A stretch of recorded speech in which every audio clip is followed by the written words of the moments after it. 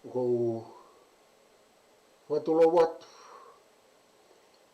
ki he iai o ngahi iai. Ko whatapu ki Vavanga-ki-Tupu'a e whanua koe ni ko Australia. Te whito ki he matakari na nā wala mo nā puri o ka nautolo a Kenipela ni. Pe whapapa ki he tamasi Pirinisi ka lau ni. Tupu toa luka lala ke mo e tahine Princess ka lau ni sinai takala kuna mea he mohona whare. Pe o kou whatoro watu ki he talawhikaulahi o Tonga ke Australia ka koe tahine Princess ko la tu fui peka. Ka mai haa kotoa pe, ta koe whanua, whare matapure a kau takwhapurikare whanuani pa pe he ki Tonga o ki ai ku whaafe ki he pongpongi ni. Toke tā Leonaitasi Hoponoa, Iloa ko lo ausika. Pe o kou whaapa ki he Tonga kotoa pe i he tapa ke ho Kolope mo mea mai, pe te mo mea mai ki he Polokalama koe ni. O kui loa koe lo au mo ka wako e Kolope, koe tau kawenga lahi ia, pe koe tau kawenga sii, kawenga te whito koe hoko atu ai kawenga, mo e tatalanga mo e Vavanga pe mo te wetare na i taso whanoa ki he Mapule'i o e ki tā akita. Ia ko e kawenga whawhawha pe loloto, pe a whalahi, loloa, no mākupu, mo no māolunga. Kai te utoi whaloloa te uhanga o tukurewa ki he tau whawhe, pe a mei he mananga tonga, kene hoko atu, pe a te utoki i tānaki pe a mo ia ngai whehui e whiema. MALO a wito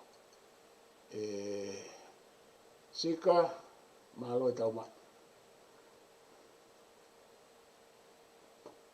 Malo abito po walu, mao e whainga maari e koe ni. Pea kuatu e popoaki ofa pea me he o tferenite, ki he kāinga tonga kotoa i he ope.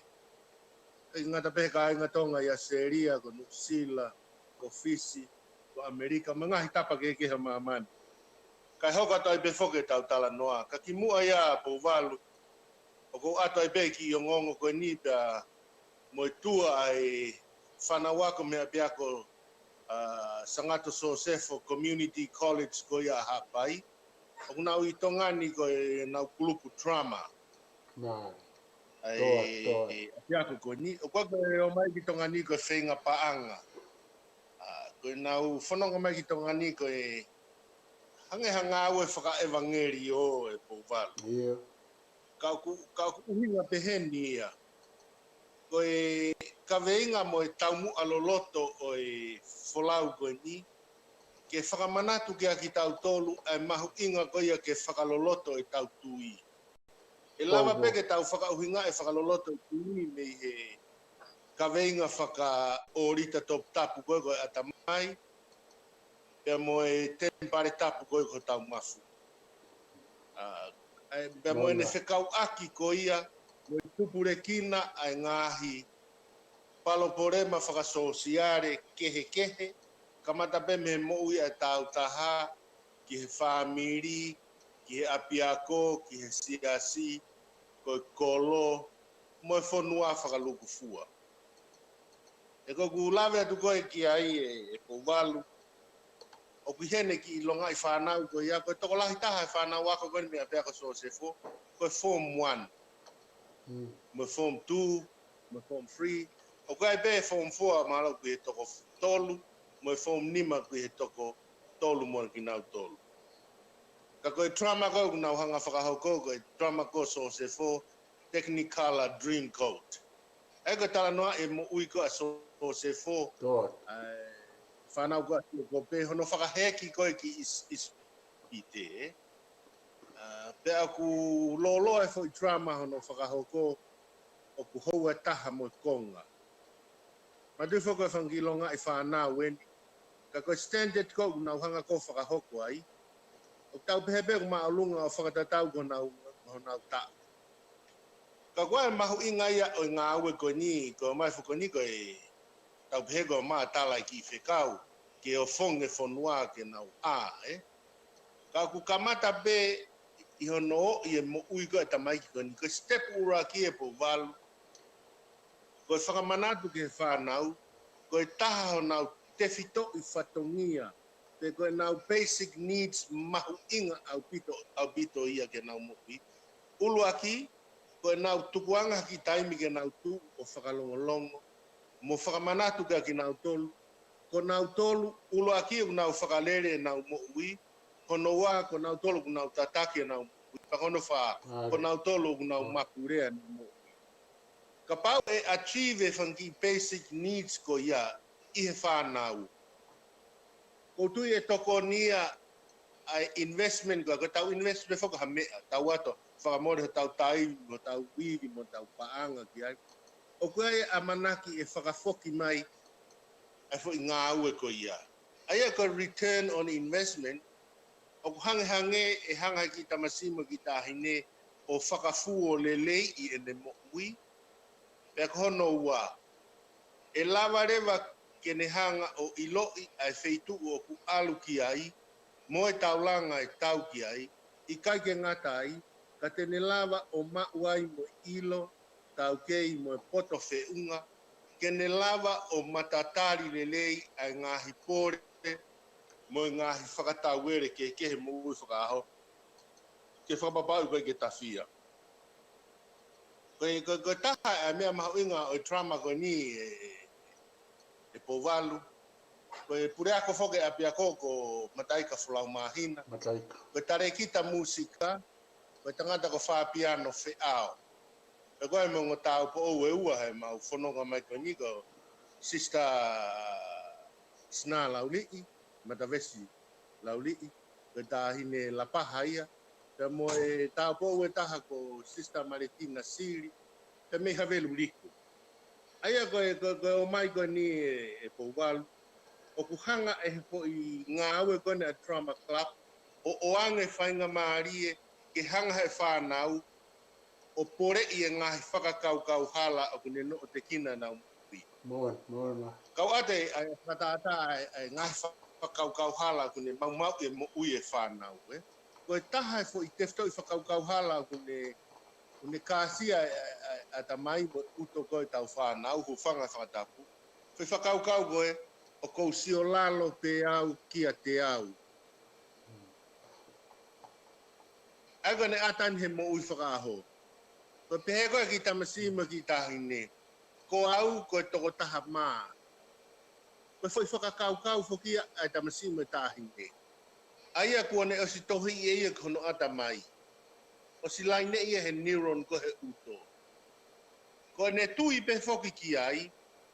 O ku tau ui rewa mea ko ia koe mindset ia. Ka kuhinga ne hoko koe mindset. He oku mooni I kaito e vei ua ia kia kita. Oku te whakahoko e ngā ue ko ia. Peka hono hoko, oku mahu inga ia kia kita. Peka hono tolu, koe fo I Polokalama ia taha ia o ngahi Polokalama software, oku ne hanga o tataki e tau whaitu utu unima e tau whiri. Peka koe hoko rewa ia, koe whaunga ia o e tau uhinga, mo e tau mua ki he tau mu ui whakatoi tuitui. Koe personal meaning and purpose ia ka kita. Kaku hoko whokia mo oni e pou walu. Moa. Kaku tui whokia ki tamasi. Koe nau kauka ki he drama, kaku pau whokia nau tu na dolo acting pa nau kiwa. Koe fo I ngā ue ko ia te ia, o kune o ange whainga maaria ki tamasi. Tau ki kai ke maa uia. O ne pore I ia. Ia uhinga koe ni. E ka taimpe whoka e ki whakamaa pa ki lau noa. I he stage koe performing, the performance, e palaku e ne haa mai a ana. Aia koe whai whainga maari e ke nau porei, koe tahai ngai whakaukau hala ne no te kina nau mokui. Saka hanga toki whatu e whai whakakaukau koe ni, I he pore lalahi e ua o kulotonga hoko I tongani.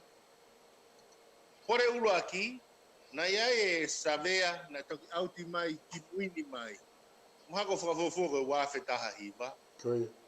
Na ne o mai he savea ki whakamantala koe ni, ko toko tolu afe tupu e whanau wako, o kunau mawahe mihe a ko he tau kotou teke osi. Tolu afe. He foi savea koe ni. Ko foi mo oni e taha e pou walu. Ko foi mea e taha koe mo oni mo ia. O ku alu ke toko lahiang e whanau wako, o kunau li aki ako pei whare ako. Ka koe ki tau tokanga tau tolu ki ai. Taka whiri koho no wā. Koe hae tau ngai o whai ki ai. Koe tau tuki mono nofo he whakaukau ko ia. Koe lula fua ki he a koe CV. Koe lava koe I he CV. Maho inga pe ia po uwalu. Ka koe kawenga koe ni o ku whanonga mai. Pe mo apia ko so se fo. Maho inga pe ia. Ka o ku toi maho inga ange. Ke hanga he ki tamasi I o whakatonu tonu. A growth and development. Ai tutupu mo lalaka whakatau tahan. He iai foi taimia e tēni ene hono atamai ona mo hono loto. Saka te hao ki whakapatonu ange tala noa e pou walu. Tau sia he taimini ko e tau attention ko ka mea.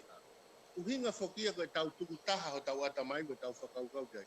Taimi nou au pito pe ia. Ko he ho tau atamai o tau tomo tau loto pe iai. Kau hanga he drama ko ni o ange e whainga mare ki tamasi ke ne lava o fully present tuku taha hono atamai mo hono loto ki he foi drama he houa taha. Aia koe konga ia hono trainee hono atamai ke nau lava o tuku ange ngā he pore ke heke ka nau nofo taha pe ki he foi ngā wau nau whai. Ka pau rewa e aluki o lunga a iwi malava koe tamasi me tahine ke nofo kakato hono atamai mo hono loto ke ngau ke whakahoko. Koe ola koe te nauhanga ko o tuku mai, koe ola ko ia, e maolunga e ola ko ia. Tuku ke hanga ne aungana ke nau moku. Ka koe ki whakatātā ia po walu ko mai, koe tua koe ni koe ka hawhenga paanga ia. Koe ne o whonge whonua, ke tauhanga o toi whakatoka ngai, ko tau tolo e whaitoa ki ngahi whaingata a koni he tau moki. E ko hangange ko tatau mo whakatotolo ko ia ki he psychology go o noponi. Ka pau ko ha te paloporema. Mata ko pesete fitunoa e paloporema ko akita, ko whaupe e kita. Ai ko no whakarea e taha. O ko masiva, o rita top tapu ko atamai, I he ilo, poto mo e tau keife unga, ke ne lava solova ake whaingata a. Aia, o koe ke lava e solova whaingata, o tau hangarewa e tau tolu ia, o mau I e tau mukui. Ka koe uho te fito ia o tua goni ai whanau ako so sefo community college koe a haapai, ke o whongi ki Tonga eiki, ai mahu inga ko ia, ke tau whoki ki he basic o mo'ui. E koe basic ki koe mo stepu ki he tau ngāwe ke whakaloloto e tau tui. Ulu aki, raki toka ngai e kita. Ke ha, ke te lava o tataki lelei, whakalele lelei, mo mapurea lelei e te mo'ui. E koe te lava pe ia, hange koe ngāwe koe te whakahoko, ko hono o la e fua lelei mo aonga. Pe kono hoko koe ki ai, te lava whakahoko ha ngāwe, ke mo ui ai moha kakai kehe. Pe koe uhoia o e tua goini e whana wako pe me he whangawhariki pako, koe o whongi a Tonga eiki. I he whakakaukau goini e pouwala. Pea koe wike ua kene e maui Tonga ni, pea koe concert lahi te mau whakahoko a he po uri hifo e aha hongo fulu, ai koe ahoni ia. I he holo ko ia o se so fere kakala, e mo pāteri si o whinau, ai koe utu I a biako ap fo ou. I he taimi fitu tolu noa a e fiafi. E whakahoka e konseti ko ni whakaose e whanau, pea e toki tātuku mai rewa e performance whakaose e whanau ki he kolo eiki ko ni ko la paha. E ko kolo whukeo mau lere mai o nofo ai i a piako tāku I lau. Ko Konga e mau whakapapa ki he ofa mo tokoni e kāinga ko ni kauhala uta. Pe mau whakafoki a ki pe aki e mau toi ave pe whekau I he kāinga heni. Ka koe ki pui tua nou pe ia po walu ki he ngāue ko ni. Pa guane whelave I ana mo Konga. Mahu inga ko ni e ta Polokalama. E mahu inga ko ke te Iloa kita. Pe mwene whekau aki koe mo te whanonga whakafoi tui. Mo te whanonga I he whamiri. Mo te whanonga I ngahi kulupu kehe. Oku te kau ki ai I he community mo society te nofo ai. Mana ko ki whakaluku fua pe ia whakamatala I he tua mai koe ne a peaka so se fo I tonga eiki I he wanoa wataha.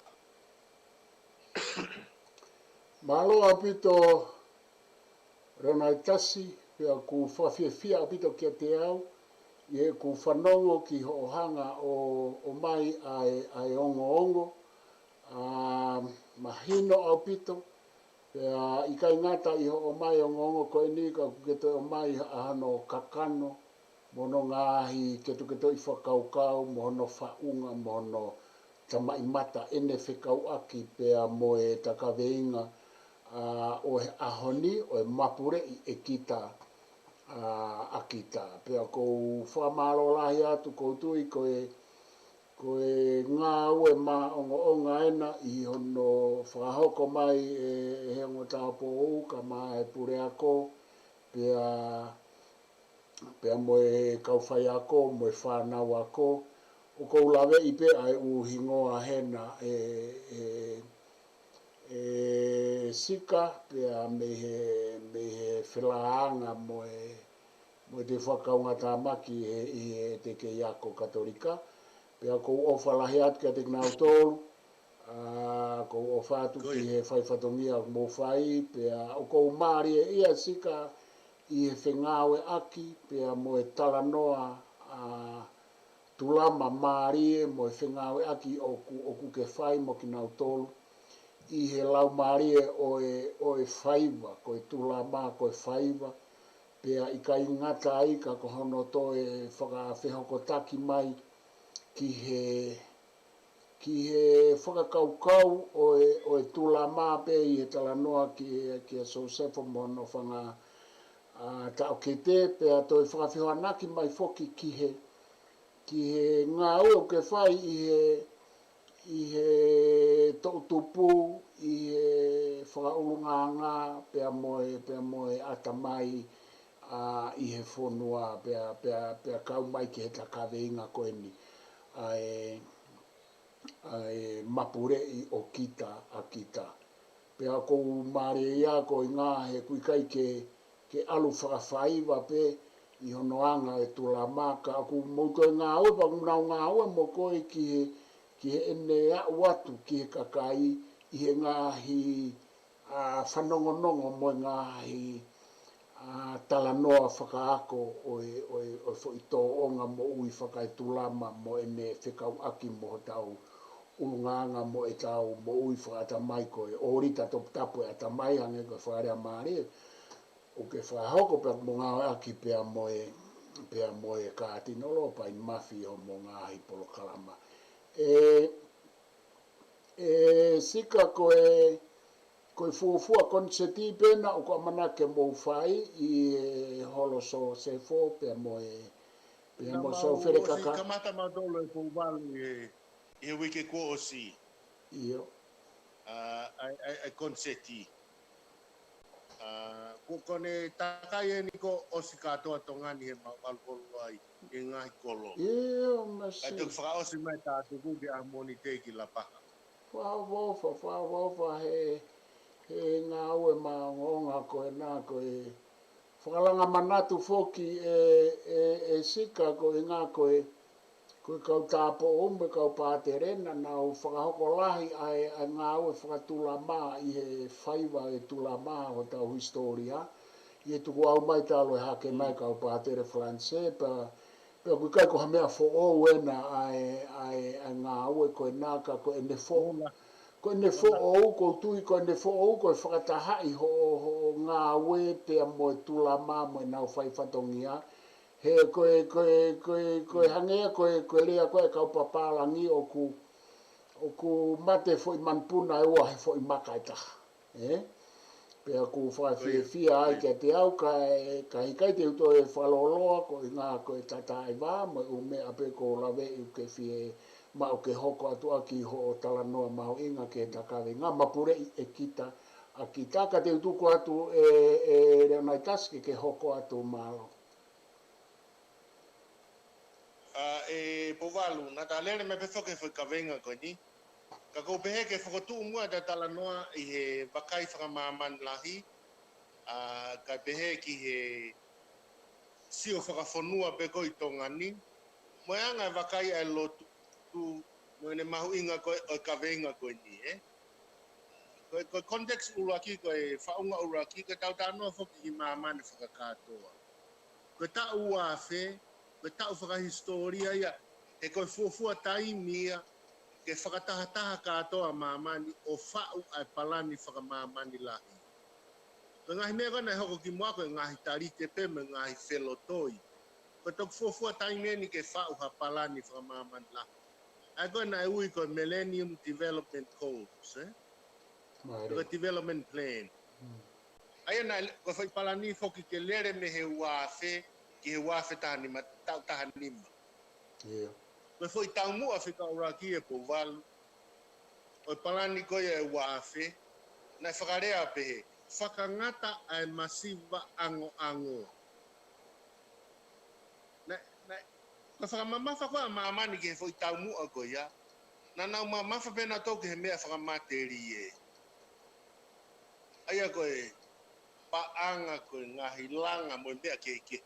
So ke o se whai tau e tahanima ko ia, o whakatonga e maamani ia, o kutoe alo e ngahi palo porema whakasosiare, whakapolitiki, whakaekonomika, whakamorare, ke toe koviange I he whakamaman lahi, ke tau hao koe ke whakafonua, o kutoe alu ke koviange. Pea tala mai behe tau ke ia tau tole whaitunga ko ia pou pala. Pea koe whao koe palani koe mehe wafe taha o no, ke wafe tau wafe tau tani makaho. Hoko kone nu tau lotonga lere ai. Kana e ui whaka palani koe ke Sustainable Development Goals. E koe palani tu uloa. La beke tau whakatonga. Pea liliu rewa fo I tau mua whika uraki. Kono liliu ko ia e po walo ko pehe. O whika wake hanga tono mo mea kono kutata no ki ai. Ko whakarea ko e fo I tau mua whika uraki o e palani ko e Sustainable Development Goals. Ko whakatonga ki ai o pehe ni. Whakangata e masiva I hono fōtu ngā kotoa I he wheitu kotoa. Aia uhinga ka te au, o kukau ki ai e paloporema whakae atamai mo whakae loto. O te ki ai peke whaitotono mamani e tau investment ia I e kua. E kono whakataataha eni. Ko invest ko e ngahi whanua ki he mental health. I he paseti ko e pot ngai mo ui. O totono whoke pesete hongo fulu. Ko e ngahi whanua ni u pesete pe taha. Ko tonga ni u pesete taha po ine hiva vale. Ai aku ne tala mai ka te au o tau whakamu o mu anima ki he mo ui ko ia ai atamai kawai mo loto. Pea koe whehu ia ne o kou whakatu atu ki mua ke ta hoko atu ki he context o. Ka pau koe atamai mo tau loto. Koe fo I whaunga ia e ua o ku hoko ai ai whaitu utu ni mo whiri. Waha hunga koe ki tau investi ai ai. Tau si hane he taimini I tongani. Tau pepe tau toko tongani pepe mo ngai whaka. O ku alo kakai ke ite ita vave ake. Mo loto mamahi vave ake. Ko hea no uhinga. He koe ke whakanau nau whe unga o rita top tapo kagata mai ke whakahoko no whatokia. Tau peheni I he whakaukau ko ite ita vave ake po wala. O si aia ngahi whakatotolo lahi I he malai koe neuroscience. Te kono wafanga tuku ko fe whakatotolo ka kono whakarea whapapalangi e. Every experience has a chemical basis. Ko tau kei ko toa pe ko hano base whakakemikare. Ono whakatatain, ka pau mo onu tau ita waweange. A kakai. O ku hoko foi mea lalahi e ua tau mo i uluaki, o ku release e kemikare kona mo tau utoko tau sino. Ta kono wa, o ku release a acid kona mo tau ke te ki tu. Ko time whaka tau itai, ta kone osiko e tau itau tau wongo tau tā vai. Ko whakakau whaka e toko lahi ia po walu, to kua kua mori ho to iwi. I o kau pe mo i ai, kau koe uhinga te whito ia. O uhinga e te vai ia, he ku te hanga i kita o whakakonahi ho to sino. Mola. Ka paurewa o mo one foi mea ko ia o alo ka kai ke ite ita waweanga mo loto mamahi waweanga pa alo ke ki extreme. Aia o uhinga ia kono implication ko ki he health ai ka kai e fonua e alo ka kai ke to e maha ki ange. Kono uhinga pe tau tai tokanga ki he ngofo i whaunga e ua ko atamai mo loto. Ae koe o ku hoko me iai ai whai tu uni mo e whiri kotoa. Ka paurewa tau whia mau ke tau kure e tau whai tu uni mo tau whiri. Kua pau ke tau ilo ki he nau e o ngomea ko ia. Ta ka paurewa koe ke tau ilo ki ai, hange koe tau whanonga he moui, o mai bela i konga tupeno o hai ho tau fofonga, o blindfold ki tau tolu po walu, ka tau whaholo. Hange ha fo i pomu, o ki tai koe fo i pomu, o ku te lue holo pe, o tari peke ki hoko ha mea ka pahu ia. Ai pe kono asiko he ngahi toonga whakasosiare, tamaki, o kune no o te kina e tau mo ia. Ka koe uhinga e kulawe koe ki ai, koe whakamamani lahi e, kei whakamu anima pe, ai ngā aue ia ke o rita tapu koe atamai, ta mo tau tempare koe ko tau loto. Kei whakamu anima pe, ai fo i ngā aue koe ia. Kelo tau mai koe ki Tonga ni, koe tau palani whika ua whakena e whonua, ai koe koe Tonga Strategic Development Framework ua. Koe visone whoki oi palani koe ni, ta koe uhinga koe te tau lava ke mahino ki kakai koe unau, mea mai e tau Polokalama. O uhinga whoke visone ka pako tau tala noa ki Tonga ni, koe hae Tonga au tau fie mau maa tau tolu. Pako tau pe, koe tau visone ke family. Koe hae family tau fie mau, ke tau nofu ai. Koe hae Tonga au tau fie mau ke tau nofu ai. Koe tari koe a Tonga Strategic Development Framework wā peheni. A Tonga aku mau, malu, merino, fia, whakalakalaka-ki-Tupu'a, mo tu marie. Pea koutu koe uhinga e whakaukau koe tu marie he tau palani, o me ia awhe peia ki he tu marie whakamaterie. Pe tu marie koe, o uhinga kia e whakakaukau e koe atamai mo loto. O mahu inga pe, e tau tu marie he mea whakamaterie. Ka koe ke kakato ia. Koe ne kakato, e tau whakamahu inga i e tu marie i he ofa. Tu marie i he whaitoto nu. Tu marie i he whetauhi maa aki. Tu marie i he ngāwe mālohi. Tu marie i he whaakātaki. Tu marie i he whakamore more. Koe ngahi tu marie katoa ko ia pouwalu.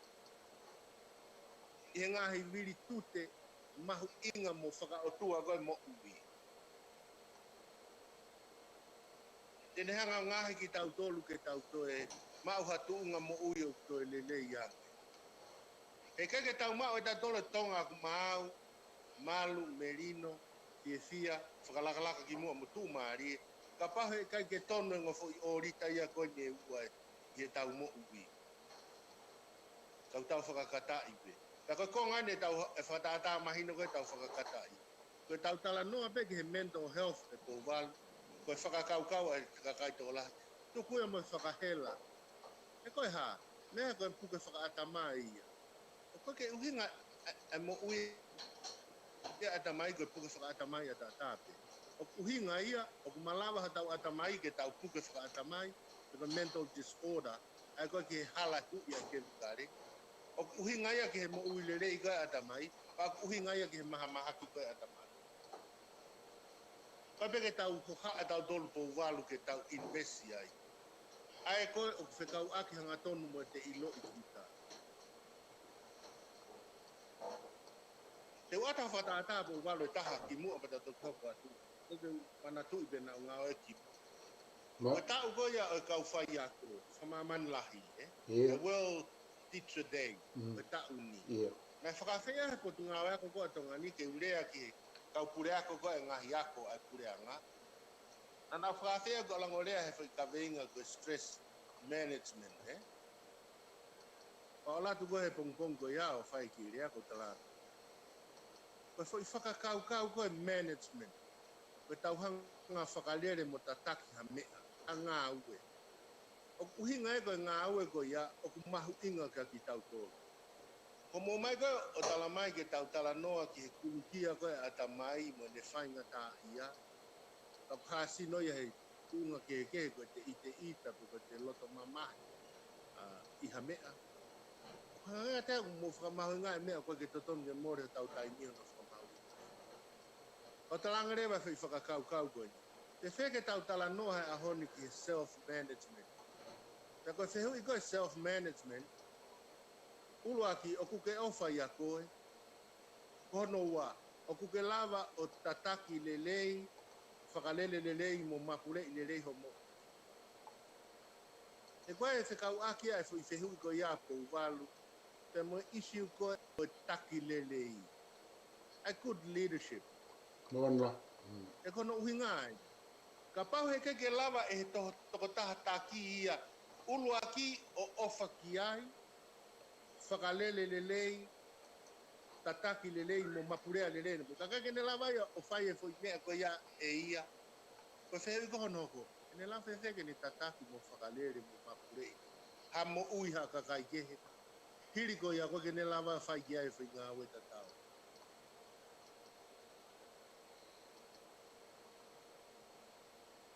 Koe mala e koe ia o e parenting he taimini e pou walu, O ku mahu inga bite whai ka veinga e koe ia I he whai ngā ako koe ki e te whonga hono ohi ko to whamiri. E he ongo mātua, Te koe fwoi aki meni tatau. Ka pahe ke lava e he tamai. Ulu aki o ofa ia te ia, panetari ia, whakalele lelei, tataki lelei mo Mapule'a lelei ne mo. E anga whakawhewheke ne ohi ha whanau lelei. Pau whekawaki hanga tonu be ia, mo ka venga kone utatala noa kai ai lo.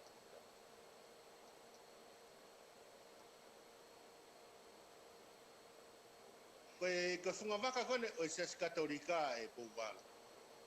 O koe e whainga ako e gui koe Catholic Social Teaching, Koe tuitapu kono hingoa ko Leo, na tuitapu I he tāwalu hiwa taha. Ko ia na ne kamata koe e Catholic Social Teaching, Koe tato mai benefit I whakatātā e taha mea whakateolosia. Koe visone koe na ne whakotu, koe tāwalu hiwa taha, na kamata ia koe asimai I Kolope, a Industrial Revolution, Ai fo I liliu whaka-ekonomika koe ia I he whaunga mo ui koe I Kolope. Pena e hoko e ngahi haa keke. Koe visone koe o Catholic Social Teaching, ke tau whau ha community o ku mo ui whai to tonu. Ke tau whau ha community o ku mo ui whai to tonu. Pea koe whai whakakau koe ia e pou walu. O koe whai pou turiki e fitu o e ako whakasosiare koe ne katolika, Ka kulau peke holoki hitu koe whai pou turiki e tolu. Koe whai pou turiki e tolu koe ia kono whakarea whapapalangi, koe pou turiki uraki, ko tau human dignity, ko tau ngeia whakaotua. Pea ko hono ua, koe solidarity, koe ne uhinga ana he context koe o Catholic Social Teaching, o uhinga ia I hono I he whai to tonu ko ia ai vahe, ai koloa, mo e whainga maarie I he siasi. Pea kono tolu rewa, kono whakarea whapaparangi, ko subsidiarity. O kuhinga subsidiarity, koe ala ai ngahi kupu koe Siosiua tokoni ke hakupu e taha. O atu ki ai nau ngāwe whakataha ki ai. Kai tukuange pe kulupu koe ia ke nau whakalere pe nau tolu. Tau whatata ki eni. Tau koe kulupu koe tau tupu koe katolika koe la taki. Hau e ngahi kupu ke Siasi o na ua tokoni ki he la taki. Kai tukuange pe la taki ke nau whakalere mo tataki. Mo Mapule'i ai ngāwe koe nau whai. Ai kono whakarea e taha, koe kaweinga ki he ngāwe koe ki he masiwa. O koe ke tata toria ke whiti e kakai masiwa. Koe tau ato tokoni, pia whakai ai ki nau tolu ke nau tu o ngāwe i. Ka koe ke tau atu ke nau whakawhalala mai nau tolu ka tau tolu. I kai, koe oange whainga maarie ke nau hanga ngāwe e nau poki. Koe tala noa ka atoa koe ni pou walu. Whekau aki ka atoa, mo e mahu inga ai te hanga o ilo i kita. Kau te ata ki whakataataha ko tui pe kua hau tānaki. Mo toi whehu i ke whakalolota i te tala noa. Tau whataata ki pia Nelson Mandela. E ne mamahe me koe me prisone hoko koe koe taki. Pea koe tahai ne principolo koe i ne ngā ue. Kua pau ke tau hanga e ki tau tolo pore i whakafo i tui ki tau tolo. E ka paka ke tau lava pore i ki tau tolu, mo tau lava o ilo e tau ngahi tō nou, pane peherewa. Koe ngahi tō nou ko ia koe mo ui sio kita ia, te hanga peka kita. Ka pau te tau hanga e tau tolu kakai Afrika o whakahoko mea ko ia. Te tau to e whai befo i whihalaki ta tau na e whai he minority white ia ki tau tolu i he apartheid. Ka kua pau ke tau hanga fuhu i ia. Ka pau rewa ka ke tau hanga fuhu i ho tau kita. Tau te whito ko tau kita mo usio kita. Africa will co-inflame. E vela o auka Afrika. So ka ngai whakataata on a historical basis, on a global level, te mai local context, kune talamai ai ka taua e ko walu i a honi. Ai mahu inga whauwhaua ko ia ke tukuha tau taimi, ke tau hanga o sio i ki tau tolu, pore i ki tau tolu, whakaanga i ki tau tolu, kai lava ki oa e hanga he ngahi whakakau hala, ngahi mo ua sio kita, o vai tu ua e tau nofo. Mahalo kai ki pui tua beia po walu, kono uhinga ke toi whakamamangia i ange, e taha o ki kaweinga koe ni. Neonga ko ki kaweinga o whakapatonu pe ki a kita, ka kohono ka koe foundation ia e peisi mea i halanga whakalakalaka pe oha society. Oa ubeni ke u business i ka pehe ki he lotu e po walu. Ko tui pe po walu te ki repa ai he ia ngahi whamaala ala ko tui pe whaamu ke ke. Tā naki mai moha whehui ke whakaloloto atua i ta tala noa e Polokalama koe. Malo pito sika pe ku whamawhana. E koutui koe ne alu koe ke tau fia ko inga ko ha u whakakaukau a lelei mo mama pe ku whakatupu e ia e mawhana i o tau loto a fia i o tau atamai pe o ku te ongo ku hange ko ku tau e langi he tau talanoa ki a ngahi a whakakaukau o ku loloto whaalahi e maalunga no mākupu o ku lawa ke ne hanga o whau i e tau mahino mo ne hanga whau i e tau wakai ki atakai pe mo universi pe mo whonua mo society pea a whangatuku mai ki he tau mo ui whakatau ka o ko fia lawe atu pe ki a ngai whakaukau ko e tānaki pe e sika heilo na aonga pe ki tala noa mahuinga o ke whai ko e asimai ke te au ai mahuinga o e tau wheinga i he mo ui ai tau taha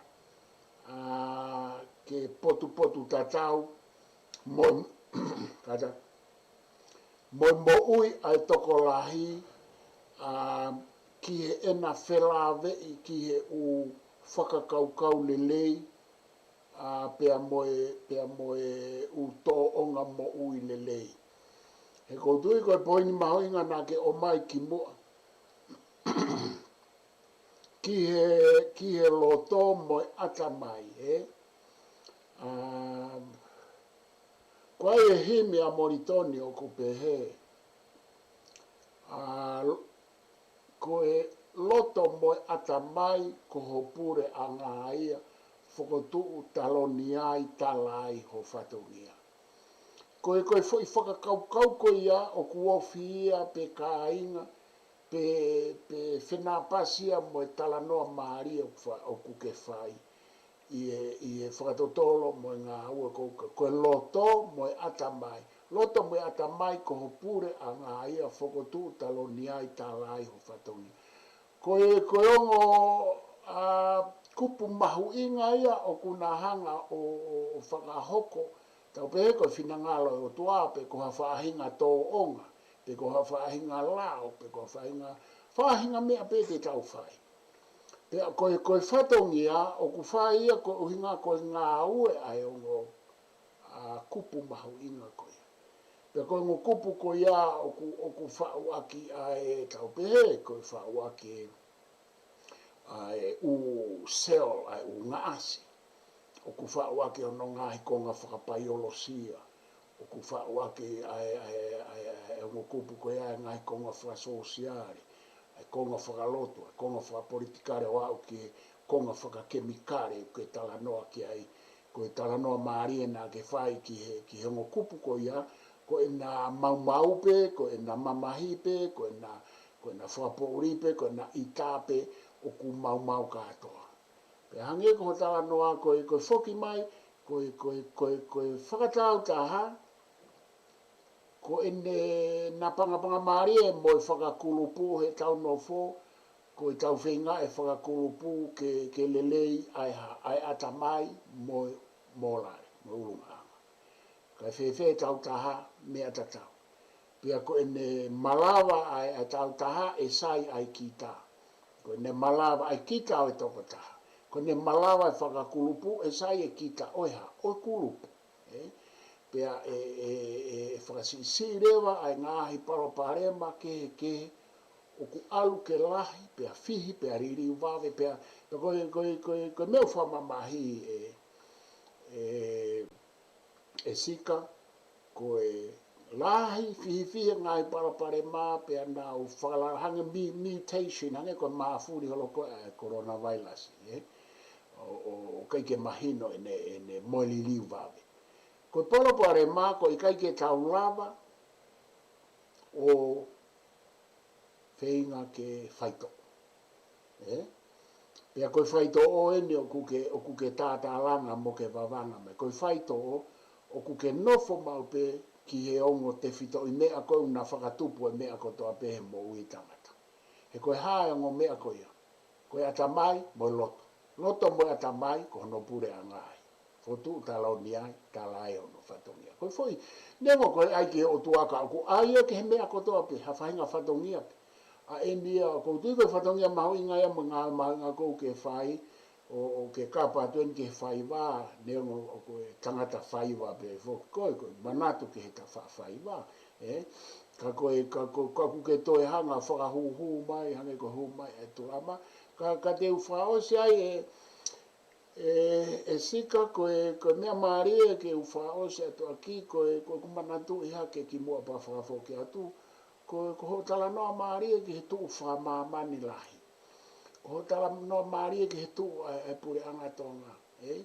Pea ko hange koe ni o whelawolowa i eni, i he uhinga koe tauhanga o whakahu ha mea whakasosiare, whakaatamai, whakamolare, whakaipaanga, ki he tafa aki oi atamai, ki he tafa aki oi molare. Ko mea iau kei vai ai ngai whanua lai, pana ke omi hange ko Tonga, pe se te tape kua pe se te tape i kai, ka koe. O mea ia ke tau talatala noa kai, tau tolu koe ni u malai whakaako, koe ni koe fuhulahi a heni ka oku alu ki he sai au pitoan. Pea oku ke iai pe ngahi tono no ai pe seti o i whakamore ko toa pe pe mo mea o whakahu invest ko toa pe ko uhi ngā koe mo ui whakamolare mo i whakata mai ai whanua.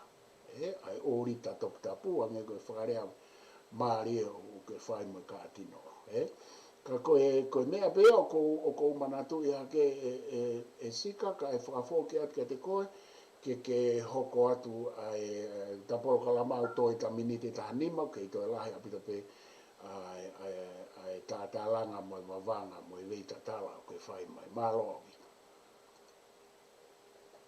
E povalu, malo apita e whamama mai. Ka kou loto pe ke whakatu pe tatala noa he ngahi whakatata mo oni. Ulahi ene ngahi potu ngau e pure ngau na whakawhia ko ang whaendea. Ka peke ngahi pisinisi, Tau te whitani ke lere atu koni ke nau ngahi ka sivi i koe nau palani, pe mo palani koe unau tau unau whakatu. O tau i whapapalangi whewhoki koe strategic review and planning, Pea nā ku i he wiko si pea mo e potu ngau e taha kure anga. Pea koe whakamatala ni nau whai pea ku whekau ake hanga tonu ea mo ka venga koe ne maha uka ke te ilo i ki tā e whakapalu, O talanga ki he kautaki koe potu ngau ka nima nau si o. Koe kusio koko mo upalani e ngahi tau koe ne nima pe hongo fulu koe marima. Whaka ofa au pito e visone, whaka ofa au pito me ngahi tau mua, whaka ofa au pito me ngahi ngā ue koe ke whakahoko, ke mao e ngahi tau mua taktaha, pe koe ne mao koe ngahi tau mua taktaha, tau au sia i e visone, Pea koe ni, koe taimi lahi, o tau taimi koe tau mai koe sivi e tau ngāwe, o tō nou mau pē.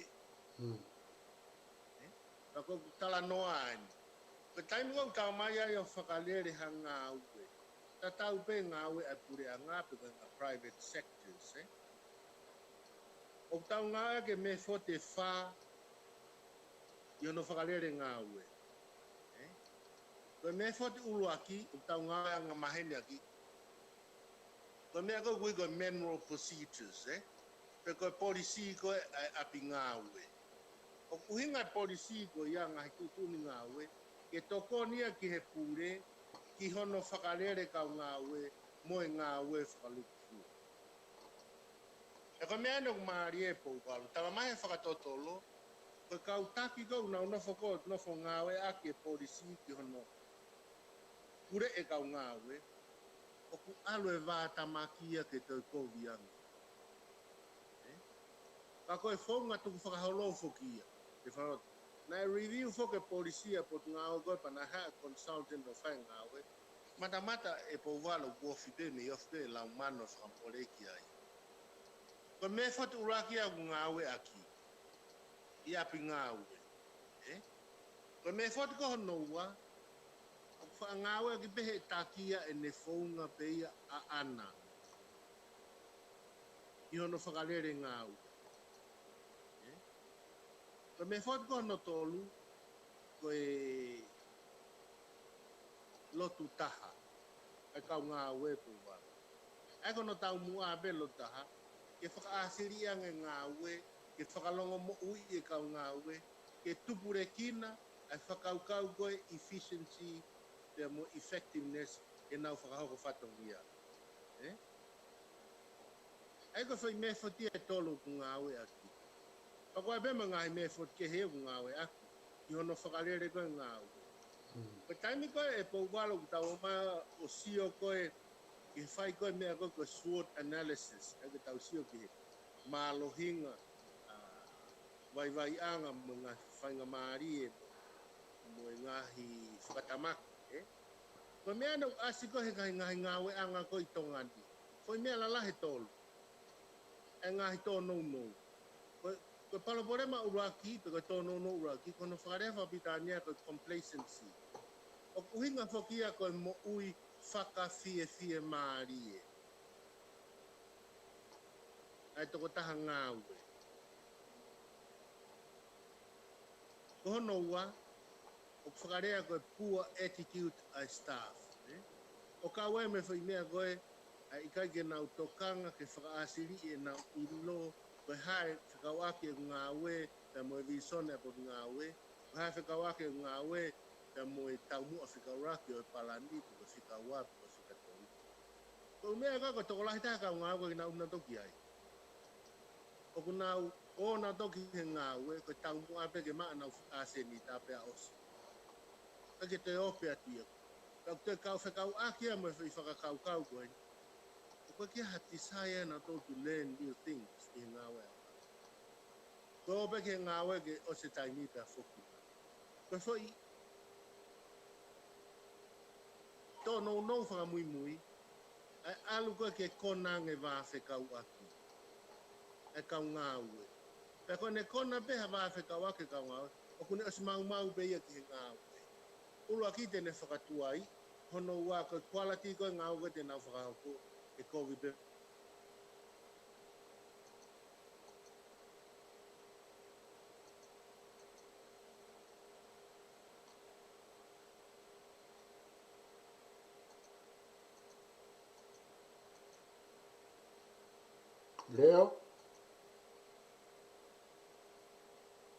Leo ke whanonga mai. Leo mo kataki pe o ki whalongolonga mā reo. Leonaitasi, sika, o ke whanonga mai.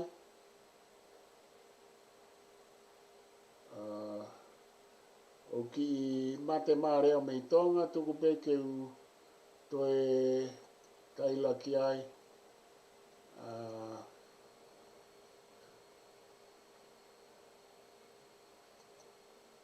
Ko e tau Polokalama, o ko ki whakangonga reo, nei tasi Hoponoa ki Tonga,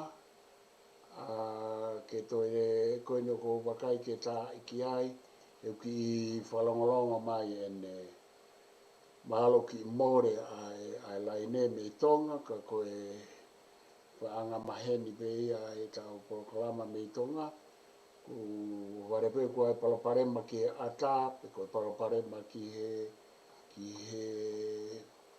he ongo, ka koe ne o ko whenga whawawe ke u petutaki ki ai, ki u tai ki a Leonaitasi ki a sika, ke ne toe hū mai i he talanoa mahuinga, mai tānoa maari e o kune hanga whakahoko mai pia me i Tonga, whaambe ke e toi lawa pe ke mao ke o ngā ke ma whenga ke whakaose atu e tau Polokalama mahuinga lahi koe ni o kune o Tonga talanoa ki ai ke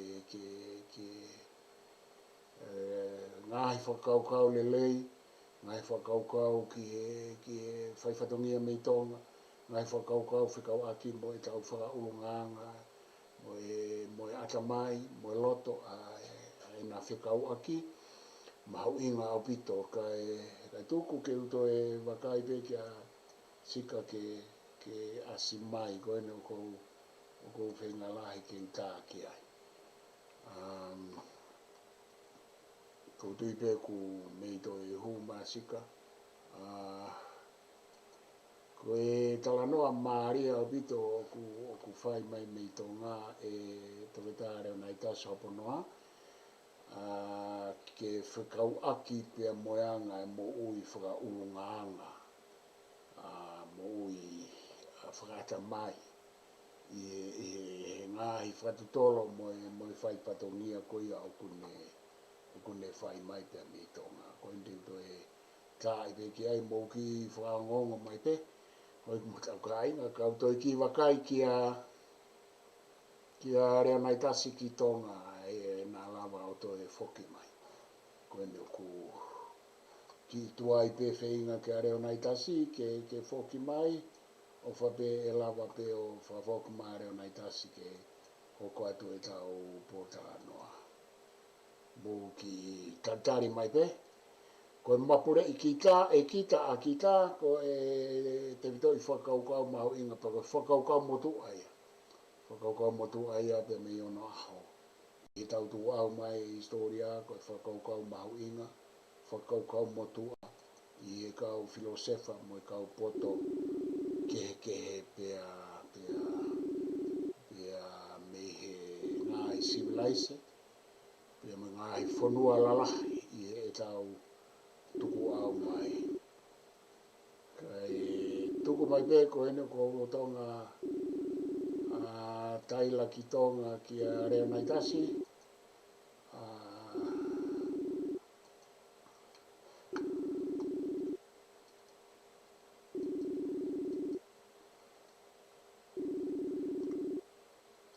Eno kei tatangi pe, o whape ke te lava Leonaitasi o hu mai, ka pau i kai ke te lava hu mai, te tau tatau a ki e tau Polokalama, ki he pongpongini, ka koe konga lahi ena o ikma tau ka inga kua slava o ma wahe atu pe moi whaampe e aonga ki a te kimoutolu hono kotoa pe o ko mou mea mai. Ko tui koe tatangi koe niu hanga ngeka te au i kaito e lava MALO peu ki i tō lalo ai tuu ai neti i Tonga ke lava ai ke ne mau ai e Leonaitasi ai to e whenga koe no kou whenga atu ke taila atu ke whatatangi atu ki ai ke ui atu ke tia ia ke to e whoki mai.